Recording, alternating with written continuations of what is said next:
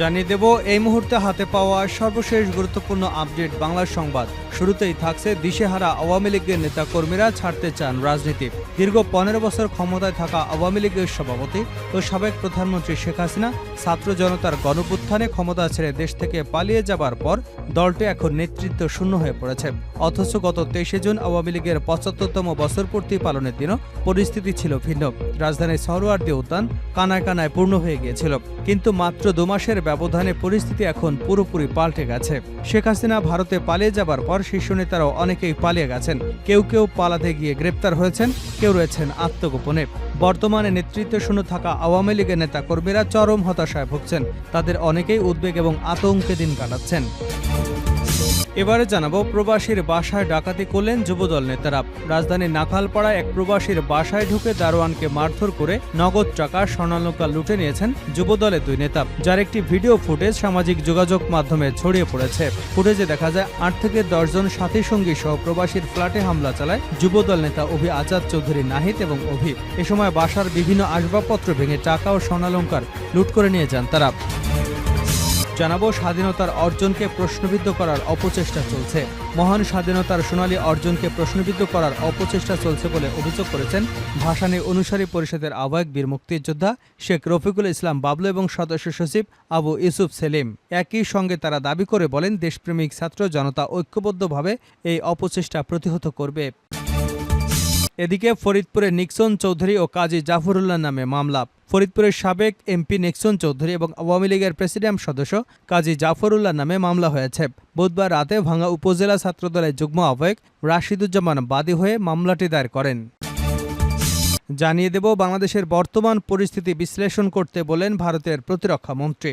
ভারতের সশস্ত্র বাহিনীর কর্মকর্তাদের বাংলাদেশের বর্তমান পরিস্থিতির বিশ্লেষণ করতে বলেছেন দেশটির প্রতিরক্ষা মন্ত্রী রাজনাথ সিং।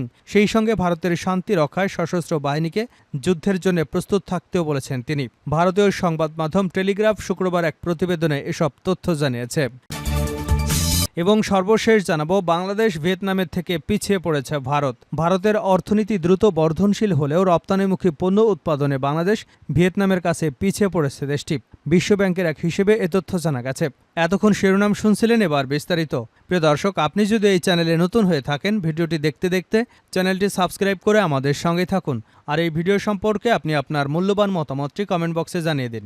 আর হ্যাঁ প্রিয় দর্শক, জানিয়ে দিন ভিডিওটি কোথা থেকে দেখছেন। পিলখানা হত্যাকাণ্ডের মূল পরিকল্পনাকারী শেখ হাসিনা। সংবাদ সম্মেলনে বললেন সাবেক সেনা কর্মকর্তারা। পিলখানা হত্যাকাণ্ডের মূল পরিকল্পনাকারী ছিলেন ক্ষমতাচ্যুত আওয়ামী লীগের সভাপতি প্রধানমন্ত্রী শেখ হাসিনা। এই ঘটনায় সহযোগিতা করেছে আওয়ামী লীগের বেশ কিছু নেতা। বৃহস্পতিবার 5 সেপ্টেম্বর জাতীয় প্রেস ক্লাবে পিলখানা হত্যাকাণ্ডের বিষয় নিয়ে সেনাবাহিনীর তদন্ত কমিটির প্রতিবেদনের বিষয়ে আয়োজিত এক সংবাদ সম্মেলনে কয়েকজন সাবেক সেনা কর্মকর্তা এসব কথা বলেন। সংবাদ সম্মেলনে সাবেক প্রধানমন্ত্রী শেখ হাসিনা নিরাপত্তা বিষয়ক উপদেষ্টা মেজর জেনারেল অবসরপ্রাপ্ত তারিক আহমেদ সিদ্দিকীকেও পিলখানা হত্যাকাণ্ডের অন্যতম অভিযুক্ত হিসেবে উপস্থাপন করা হয়। সাবেক সেনা কর্মকর্তারা বলেন, সেনাবাহিনীর আরও বেশ কয়েকজন কর্মকর্তাই হত্যাকাণ্ডের সঙ্গে জড়িত ছিল, যাদের পরে পদোন্নতি দিয়ে পুরস্কৃত করেছে শেখ হাসিনা। সংবাদ সম্মেলনে সেনা তদন্ত কমিটির অন্যতম সদস্য মেজর জেনারেল অবসরপ্রাপ্ত আব্দুল মতিন মূল প্রবন্ধ উপস্থাপন করেন। উপস্থিত ছিলেন ব্রিগেডিয়ার জেনারেল অবসরপ্রাপ্ত মোর্শেদুল হক, কর্নেল অবসরপ্রাপ্ত আব্দুল হক, লেফটেন্যান্ট কর্নেল অবসরপ্রাপ্ত আমিনুল ইসলাম, লেফটেন্যান্ট কর্নেল অবসরপ্রাপ্ত সৈয়দ কামরুজ্জামান প্রমুখ।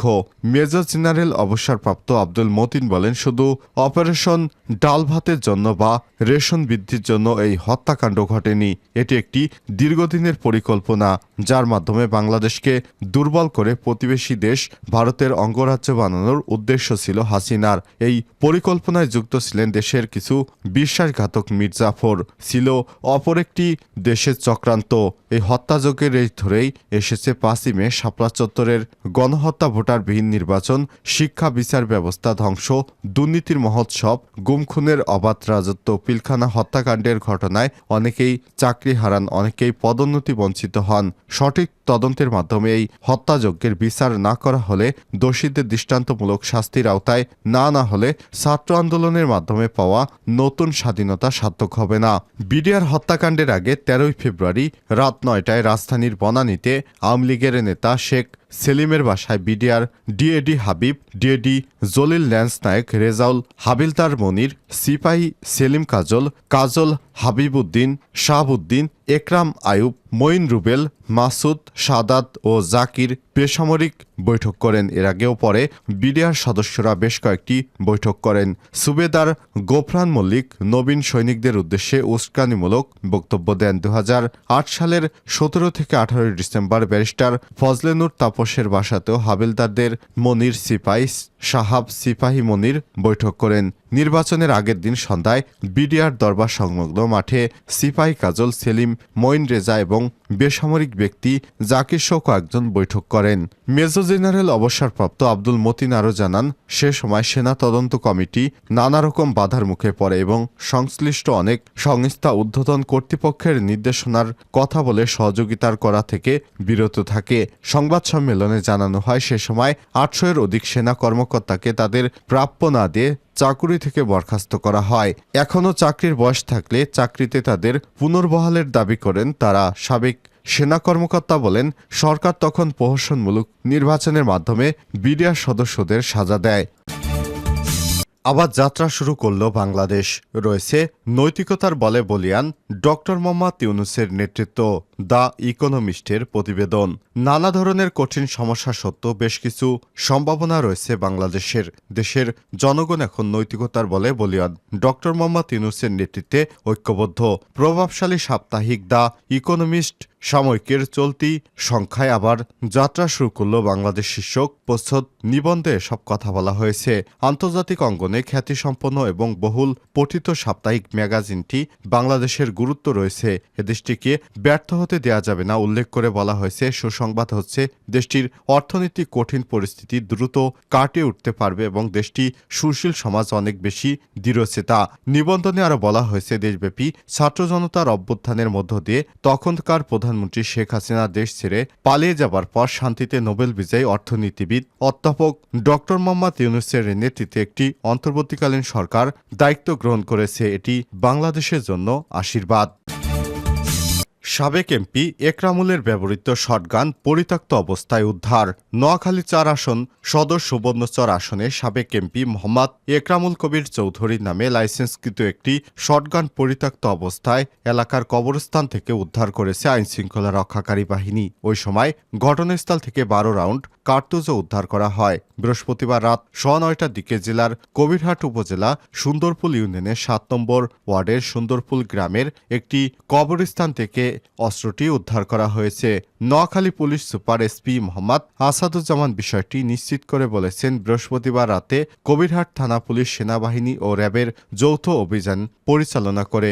অভিযান পরিচালনার সময় গোপন সংবাদের ভিত্তিতে তারা জানতে পারে উপজেলার সুন্দরপুল ইউনিয়নের সুন্দরপুল গ্রামের সাবেক এমপি একরামুলের বাড়ির উত্তর পশ্চিম কোণে এলাকার কবরস্থানে পরিত্যক্ত অবস্থায় একটি সাদা প্লাস্টিকের বস্তা পড়ে রয়েছে। এমন সংবাদের ভিত্তিতে রাত 9:30টার দিকে সেখানে অভিযান চালানো হয়। অভিযানে পরিত্যক্ত অবস্থায় একটি সাদা প্লাস্টিকের বস্তা মুখবন্ধ অবস্থায় দেখা যায়। পরে বস্তাটি উপস্থিত লোকজনের সামনে খুললে একটি শটগান এবং 12 রাউন্ড কার্তুজ পাওয়া যায়।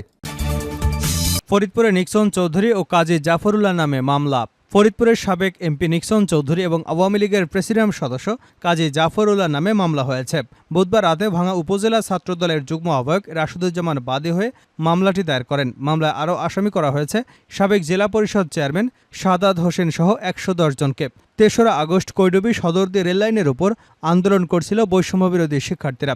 এ সময় দেশীয় অস্ত্র, পিস্তল এবং শটগান দিয়ে তাদের ভয়ভীতি দেখায় আওয়ামী লীগ এবং যুবলীগের নেতাকর্মীরা। বাংলাদেশ ভিয়েতনাম থেকে পিছিয়ে পড়েছে ভারত। ভারতের অর্থনীতি দ্রুত বর্ধনশীল হলেও রপ্তানিমুখী পণ্য উৎপাদনে বাংলাদেশ ভিয়েতনামের কাছে পিছিয়ে পড়েছে দেশটি। বিশ্বব্যাংকের এক হিসেবে এ তথ্য জানা গেছে। তথ্য বলছে, পোশাক, চামড়া, টেক্সটাইল এবং ফুটওয়্যার পণ্য রপ্তানিতে 2022 সালে ভারতের হার ছিল 0.9%। 2013 সালে তা বেড়ে দাঁড়ায় 4.5%। কিন্তু বিশ্বব্যাংকের মতে 2022 সালে তা কমে গিয়ে দাঁড়িয়েছে 3.5%। বিপরীতে 2022 সালে এই পণ্যগুলোর বৈশ্বিক রপ্তানিতে বাংলাদেশের হার ছিল 5.1% এবং ভিয়েতনামের ছিল 5.9%। মঙ্গলবার বিশ্বব্যাংক প্রকাশিত এক প্রতিবেদনে এমন তথ্য পাওয়া গেছে। সংস্থাটি জানিয়েছে, গত এক দশকে ভারতের অর্থনৈতিক প্রবৃদ্ধি সত্ত্বেও দেশটির পণ্য এবং পরিষেবা বাণিজ্য হ্রাস পেয়েছে। বিশ্বব্যাংক বলছে, রপ্তানি বাড়াতে ভারতকে বাণিজ্যের খরচ কমানোর পাশাপাশি শুল্ক এবং অশুল্ক বাধা কমাতে হবে এবং বাণিজ্য চুক্তি পুনর্বিবেচনা করতে হবে। বিশ্বব্যাংক আশা করছে, ভারতের অর্থনীতি বর্তমান অর্থ বছরে 7% হারে দ্রুত বৃদ্ধি অব্যাহত থাকবে।